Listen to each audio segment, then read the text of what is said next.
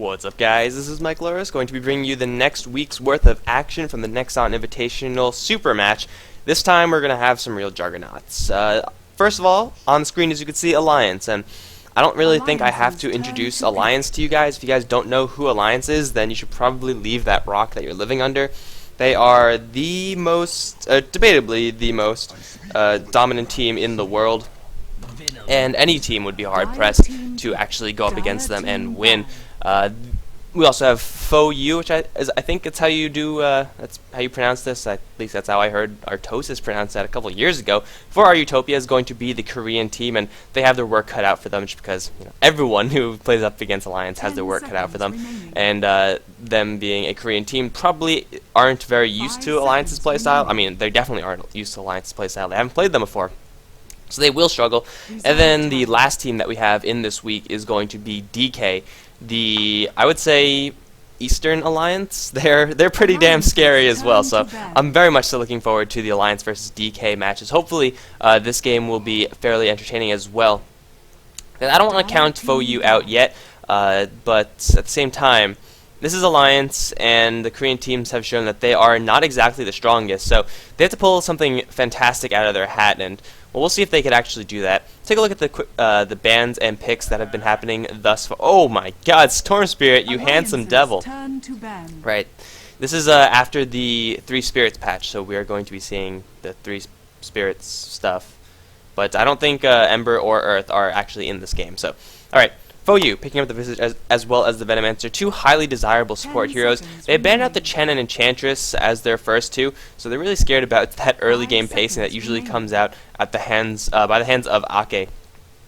The Venomancer as well as the Visage will give them a good amount of lane control in the early stages, a lot of kill potential because they have a lot of slow. The weakness of this, however, is that even though they do have a lot of slow, they don't have a lot of stun. Visage has the familiars, but usually you want some of your stun to be on your supports, just because your supports are going to be the ones that are moving around, causing action in the early game, and stuns are that's where when you really want stuns. But regardless, these 2 heroes will give fOu a lot of pushing, will give them a good amount of counter push versus the Nature's Prophet picked up by Alliance as well. So a firm support base from which they could build up the rest of their team. Second round of bans, they ban out Puck as well as Storm Spirit, really targeting the S4 heroes.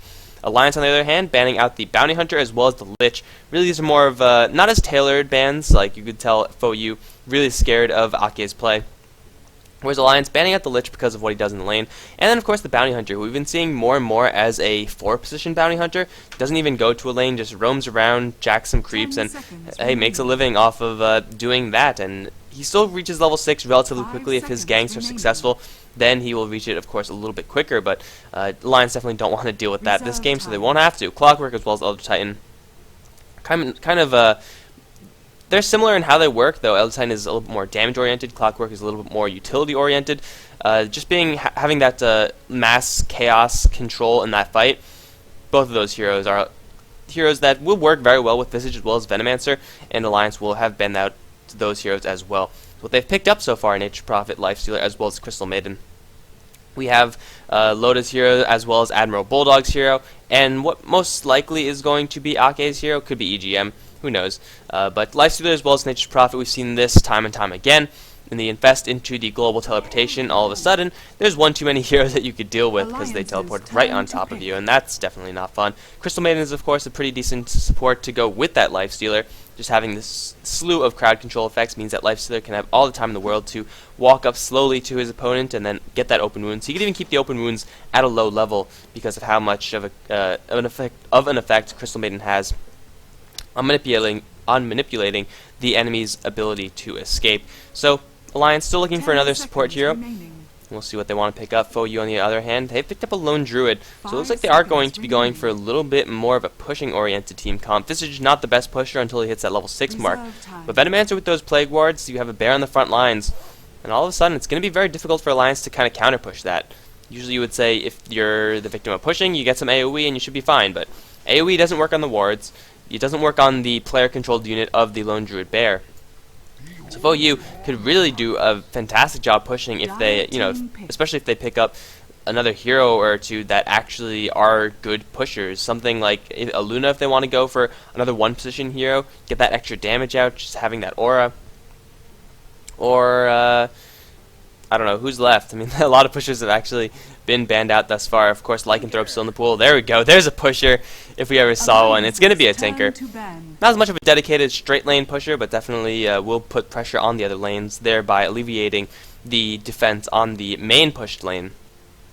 But fOu, going for this kind of heavily oriented strategy, in focusing a lot into the pushing is, as I said before in the other games, in the other weeks, what the Korean teams have to do. They have to run a strategy that is very, very powerful at what it does, and very, very weak at what it doesn't do, and then try to execute that correctly. Because if they outpush Alliance, they could get a huge golden experience lead, or mostly gold lead, early on through the acquisition of towers.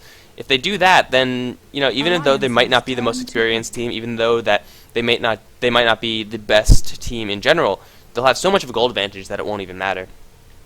And I do like what fOu are going to be going for in this particular game. Alliance, they're going to pick up the Magnus for the Son of Magnus S4, so that's probably going to be their mid lane hero. Will face up against the Tinker, where he will do okay. Magnus, of course, will rely on those shockwaves to kind of get him to his bottle, and then, you know, survive from there. But Tinker should have a firm grasp of the lane, assuming, of course, that the skill levels of the two mid heroes are equal. It is S4 though, and S4 he's pretty good. He's pretty good. Looks like Alliance's last pick for EGM going to be that Windrunner. So they will have another stun now. Their I guess first real stun. I guess the RP kind of counts. Windrunner will offer that stun. Also will offer a lot of long range to poke potential. So between the power shots, the shockwave, as well as the Nova, Alliance could try to mess with the aggro from the pushes from fOu.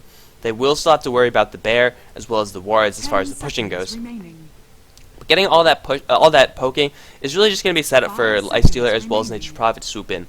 If you hit the enemy hero with a shockwave and a power shot, all of a sudden they're at half health. Lifestealer can just, you know, walk right in and do what Lifestealer does. Aside from that, Alliance have picked themselves a very, very well-rounded team.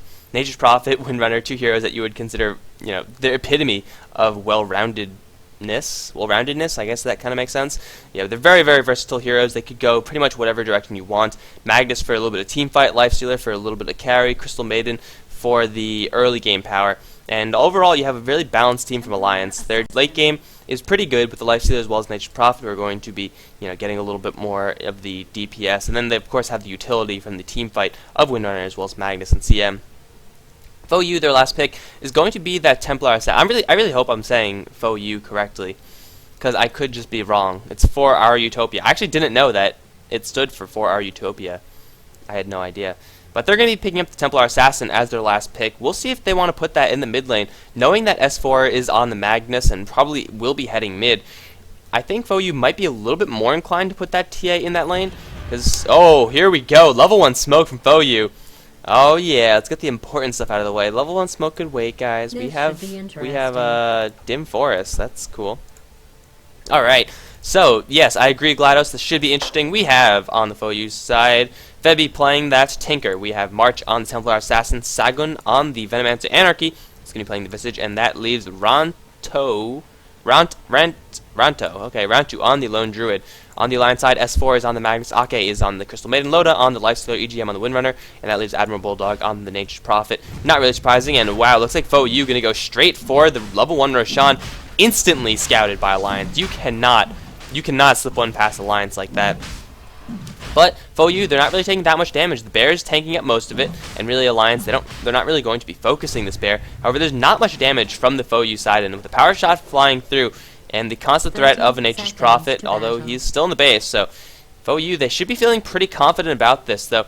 Tinker, not really the best at killing off Roshan at level 1, neither is Visage. Venomancer's okay, but he got the Venomous Gale, so that's definitely not what you want. The Meld is going to help and the bear to tank, but really fOu's squad isn't really a level 1 Roshan side, and right now they're just baiting right now. They're just waiting for Alliance to come check it out, but between power shots, between treants, that's not going to work, so fOu spent a little bit of gold, a couple of restoratives, trying to mess with Roshan just a little bit, as you can see, not really too effective in doing so.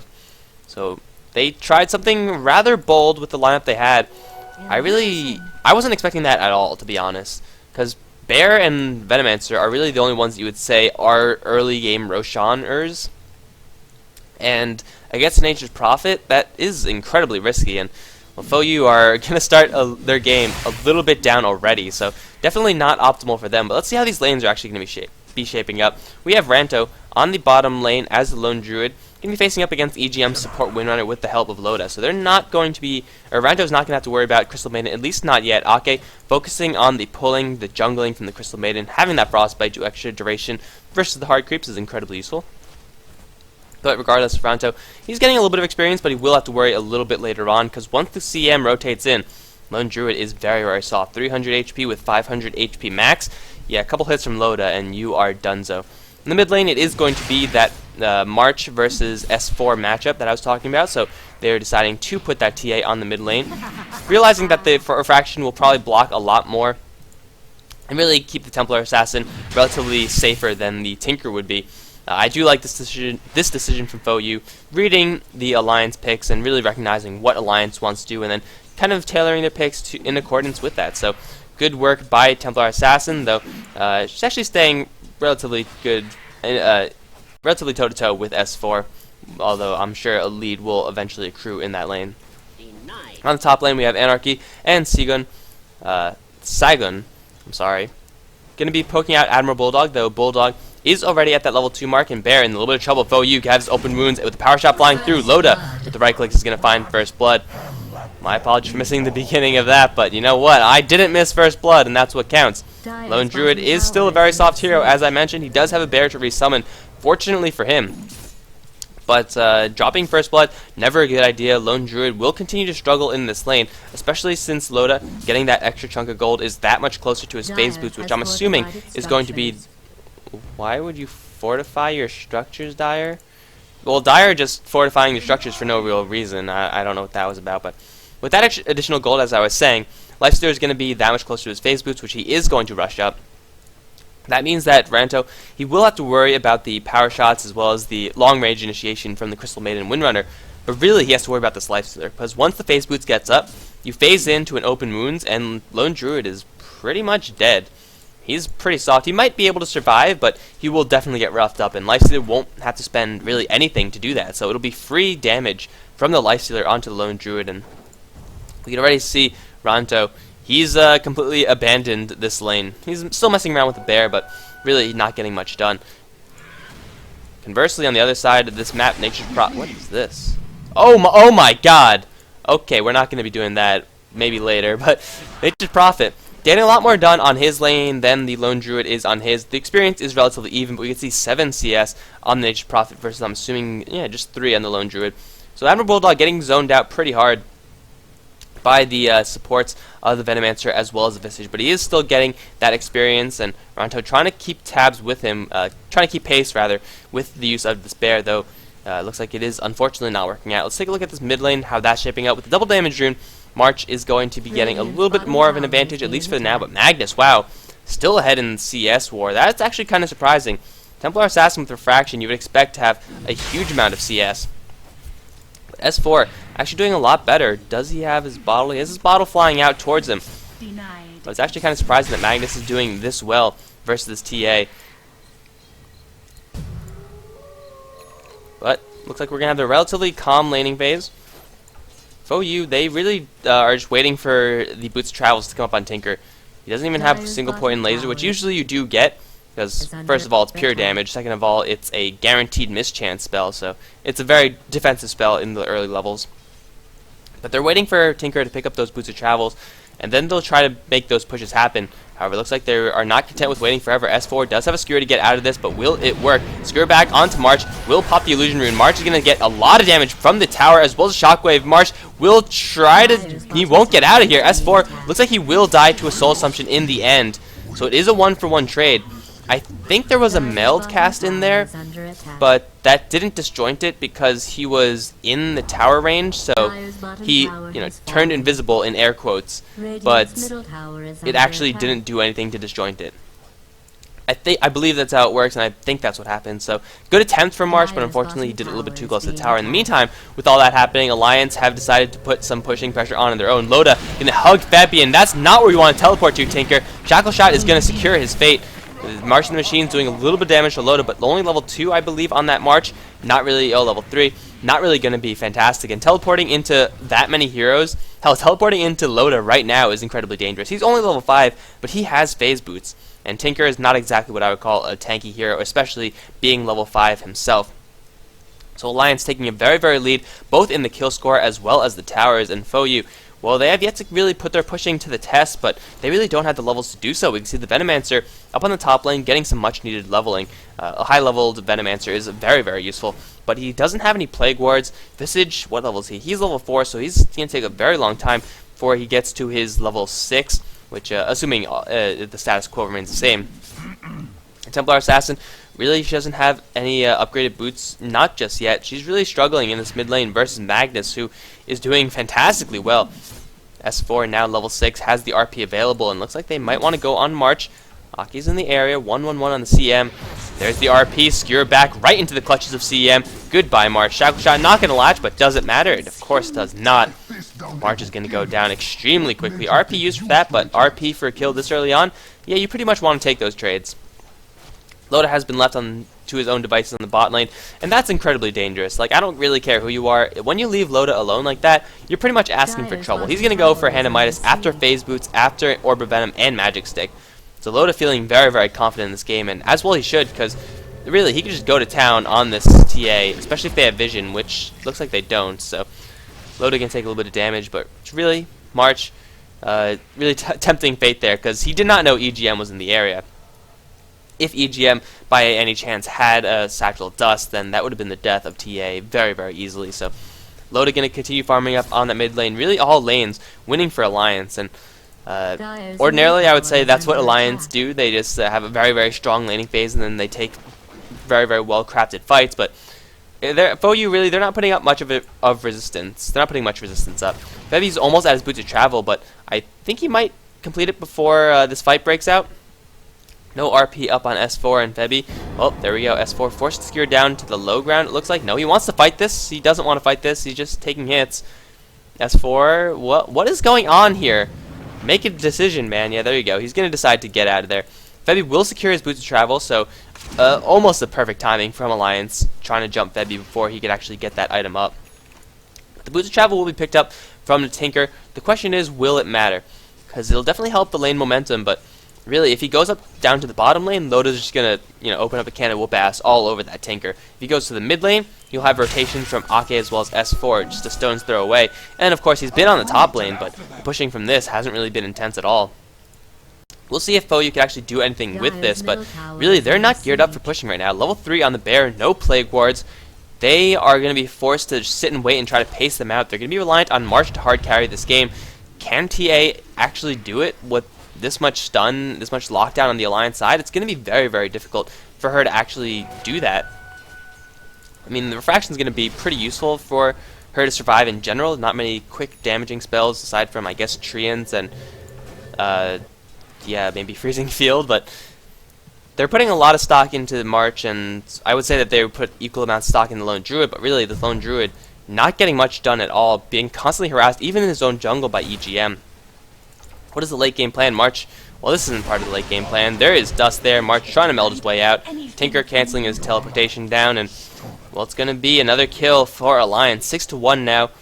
They are having everything go for them at this point. And fOu, really, it looked like they were crafting a very, very brutal pushing lineup, but really they're not gearing their heroes up in order to actually do that. Skewer, gonna miss from S4. Anarchy's gonna walk out of there, but not before taking more than half his HP worth in damage.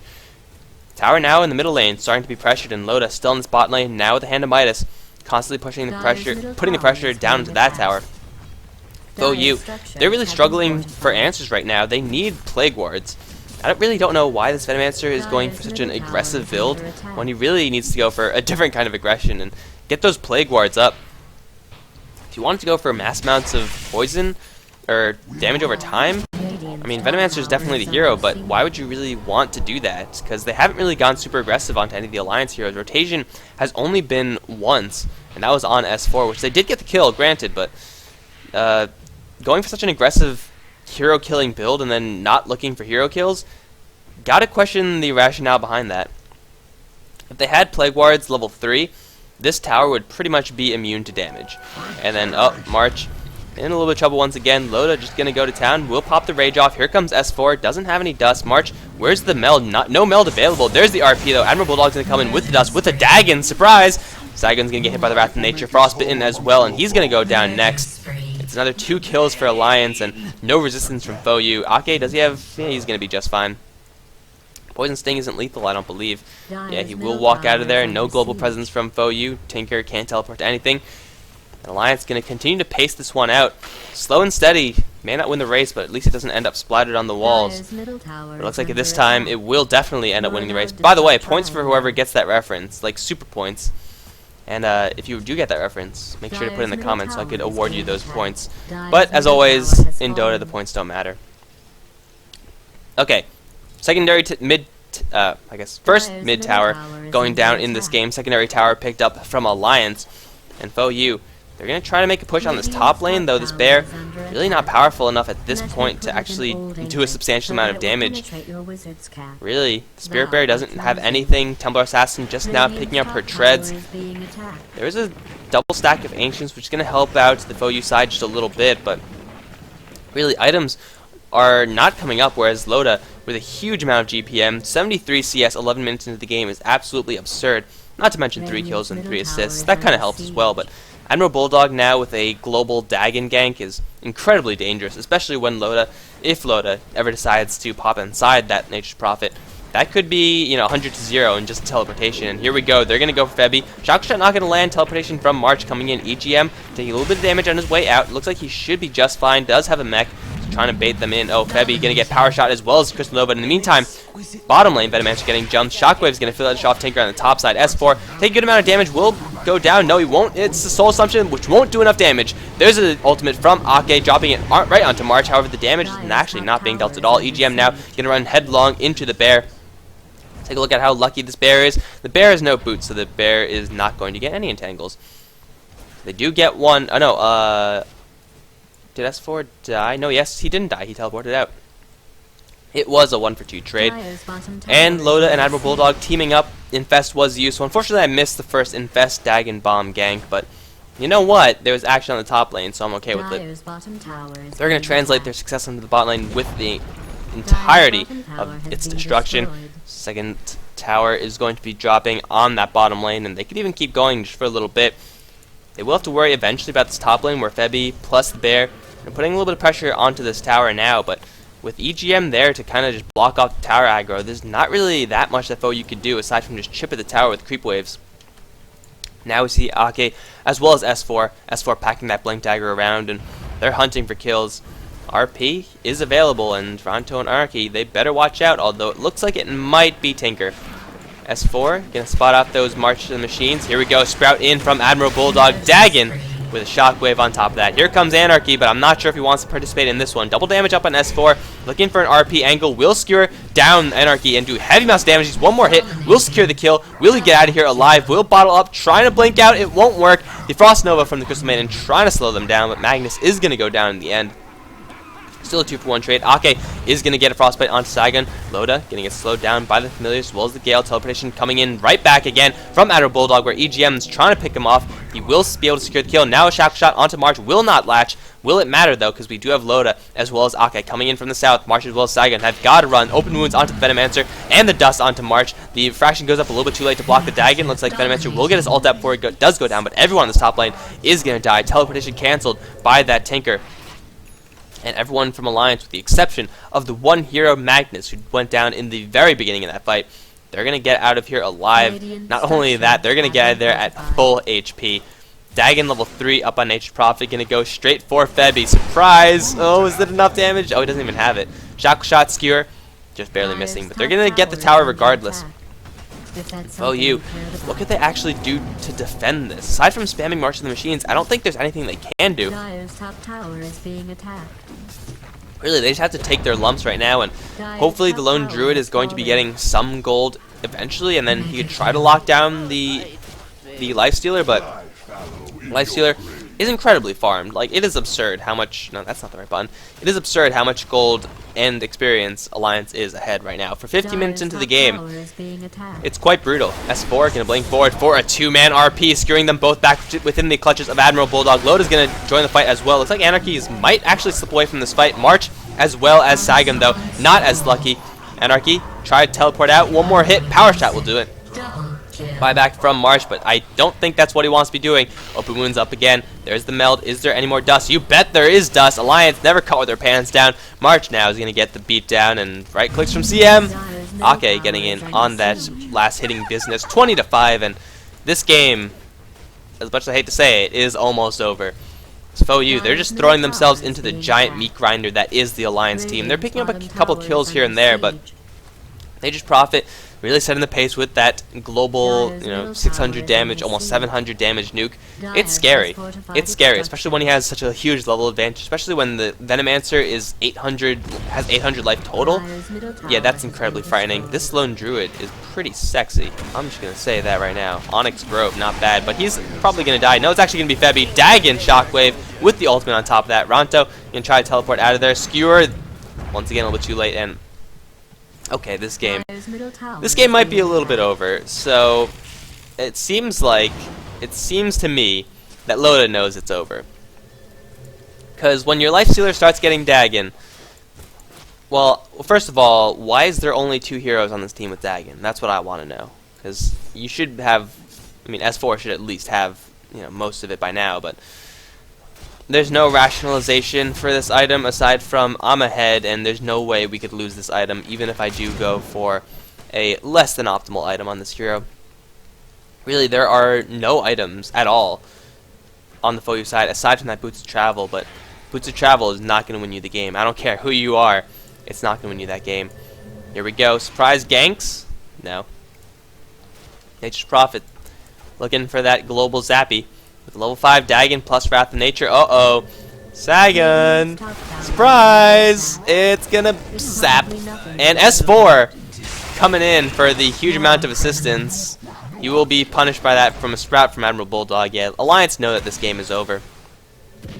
And fOu, they're not tapping out just yet. You wouldn't really expect that from a Korean team in anything. To tap out before it is, well, truly done and over. EGM might actually die here. Oh, unless he has mech. Does he have mech? He does have mech. Missiles, mech, and he's fine. And the Tinker can get out of there. Pretty cute, teleporting to the Visage Familiars, but yeah, this game is just a matter of time before Alliance decide to stop bullshitting around and just go and win. They are going to have a little bit of trouble defending, pushing into the March of the Machines, but with the amount of ease they've been getting, or with how easy their kills have been, like this, it's pretty easy. And they have the numbers advantage. They could just go in right now if they want to. S4 and Ake is still smoked up. And Sagan, you don't want to go there, man. You better run. Right. I don't really know what else there is to be said about this game. I guess I could just show it all in one picture. It's that. I don't think this gold line has ever been in the hands of fOu. I don't think the experience has done that either. They've been behind from minute 1. Their quote-unquote pushing lineup that I so designated in the drafting phase has done very little to push. Let's see the weakest amount. This tower is not doing too well, but still relatively healthy. Alliance will still have the huge hurdle of pushing into a Tinker, but I think they're just waiting for an opportunity for Magnus to jump in, skewer someone out, or get an RP out. And once that happens, it's all over, especially if they get the Tinker. Anarchy, you gotta watch yourself. Don't stand too close to those edges. And now the Familiars are dead with no resummon. Uh-oh, the Familiars are dead with no resummon. fOu, they're just losing more and more of their resources, and Alliance, they're gonna straight push in, because why split push against the Tinker when you don't need to, right? There's a blink forward into a 3-man RP. No, only 2-man with the bear. But it doesn't matter. There's the cold, there's the freezing field coming out from the Crystal Maiden. Everyone from fOu is just going to die in a very unspectacular display of team crushingness. But Poison Nova, as well as Gale, gonna push Alliance back at least for a little bit. That's 3 down. Alliance didn't even break a sweat. Use their ultimates, yes, but under attack. It's happening like this. What the hell, EGM? What is this? What the hell is this? What do you think, this is some kind of game? You think you could not be serious in this game? What is this? Yule's Scepter. See, Loda has the right idea right here. I mean, you get the open wounds, 30% life leech on... Oh, by the way, Admiral Bulldog is diving the fountain and getting kills, so that's happening. But yeah, you get the 500 damage with 30%. That's 150 damage, or 150 heal after you open wounds. That's not bad.